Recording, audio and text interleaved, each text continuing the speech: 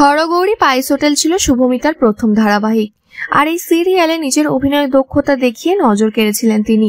শুধু একটা নয়, দ্বৈত চরিত্রে অভিনয় করেছেন তিনি।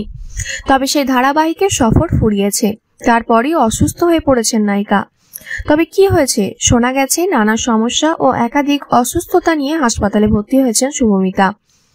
তার ফুসফুসে ইনফেকশন ছিল, এছাড়াও খাদ্যনালীতেও বেশ কিছু সমস্যা দেখা গেছে। সেই কারণেই হাসপাতালে ভর্তি হন অভিনেত্রী।